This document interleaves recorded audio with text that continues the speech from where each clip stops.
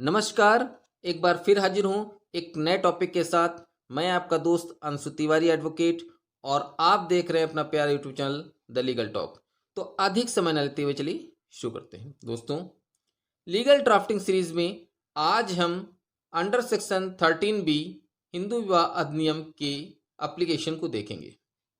हम आपसी सहमति के आधार पर तलाक के प्रार्थना पत्र को ड्राफ्ट करने का प्रयास करेंगे। सबसे पहले न्यायालय का नाम लिखेंगे, मूलवाद संख्या, महिला का नाम, पूरा पता लिखेंगे, पुरुष का नाम, पूरा पता, वाद अंतर्गत धारा 13B हिंदू विवाह अधिनियम, वाद मूल्य, प्रदत्त न्याय शुल्क। महोदय, हम याचीगण निम्नलिखित निवेदनशील हैं। धारा 1 में लिखेंगे, यह कि हम याचीगण जन्मजात से हिंदू हैं तथा हम पर हिंदू विवाह अधिनियम के प्रावधान पूर्णतया लागू होते हैं। धारा 2 में लिखेंगे, यह कि याचीगणों के मध्य विवाह दिनांक, अब जिस दिनांक को आपका विवाह हुआ है उसे लिखेंगे, को हिंदू रीति रिवाज के अनुसार अग्नि को साक्षी मानकर 7 भांवरी डालकर परिवारीजन रिश्तेदारों की उपस्थिति में याची संख्या 1 के घर में संपन्न हुआ था, जिसके परिणाम स्वरूप याची संख्या 1 याची संख्या 2 के घर अपने मायके से विदा होकर आई। याची संख्या 1 ने अपने पत्नी धर्म का और याची संख्या 2 ने अपने पति धर्म का पालन किया। धारा 3 में लिखेंगे, यह कि याचीगणों के मध्य विवाह के पश्चात लगभग शुरू से ही आपसी तालमेल का अभाव बना रहा, जिस कारण याचीगण के मध्य आपसी विवाद, नोकझोंक, आदत व्यवहार के कारण आपस में सामंजस्य स्थापित नहीं हो पा रहा था।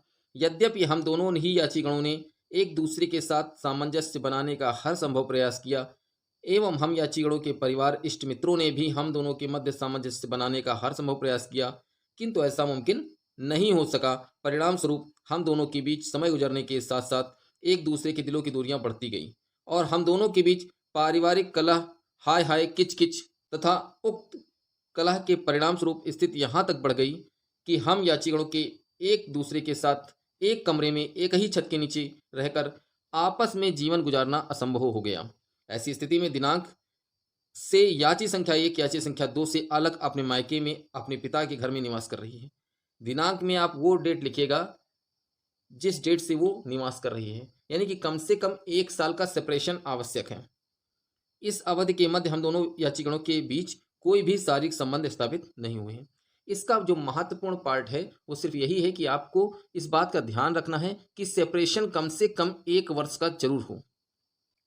धारा 4 में लिखेंगे, यह कि याची संख्या 1 के मायके रहने के दौरान भी हम दोनों याचीगणों के परिवार, जानकारों, शुभचिंतकों, रिश्तेदारों ने हम दोनों याचीगणों के बीच समझौता कराने का काफी प्रयास किया और कई बार हम दोनों के बीच सुलह समझौते की नीयत से पारिवारिक लोगों, रिश्तेदारों के बीच में डालकर समझाने की कोशिश की गई, किंतु सारे प्रयास विफल रहे और हम दोनों याचीगण आज भी इन बातों पर दृढ़ संकल्प है कि एक दूसरे से विधिवत तलाक लेकर विवाह विच्छेद की डिक्री पारित कराकर अपनी जिंदगी अपनी अपनी मर्जी के मुताबिक अमन चैन से गुजारें।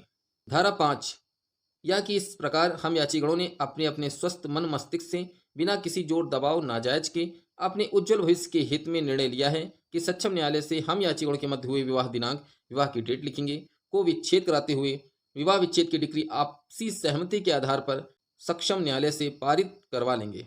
हम याचीगणों के मध्य कोई दुरभिसंधि नहीं की गई है। इसे जरूर लिखिएगा कि हमारे बीच कोई दुरभिसंधि नहीं की गई है।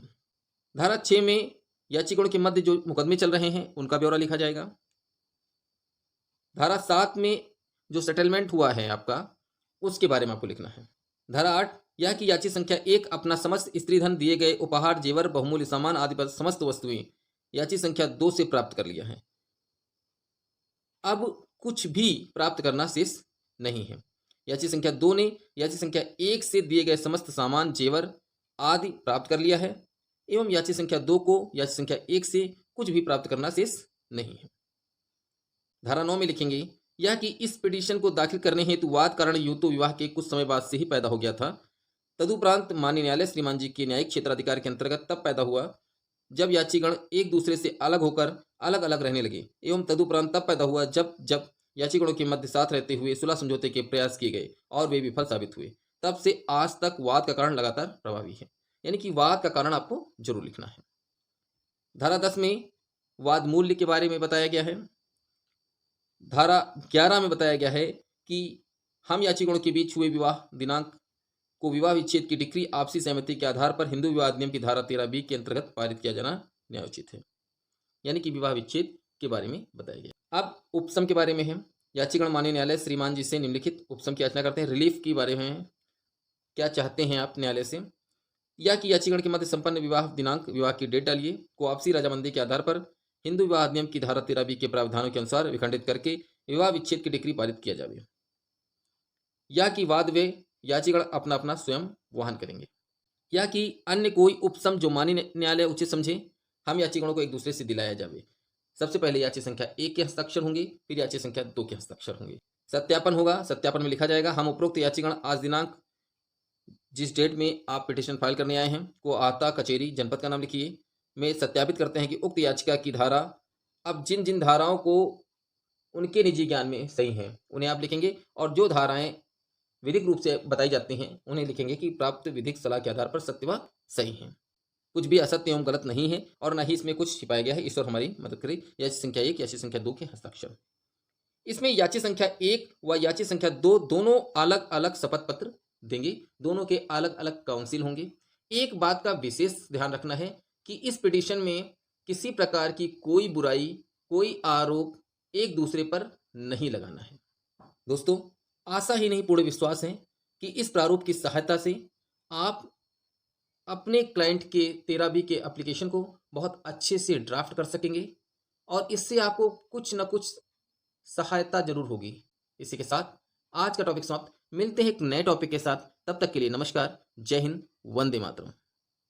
अगर वीडियो पसंद आई हो तो वीडियो को लाइक कीजिए, शेयर कीजिए और चैनल को सब्सक्राइब करके बेल आइकन को प्रेस कीजिए, जिससे हमारी आने वाली वीडियोस आप तक सबसे पहले पहुंचें। और किस टॉपिक पर आप वीडियो चाहते हैं कमेंट सेक्शन में कमेंट करके जरूर बताइए। धन्यवाद।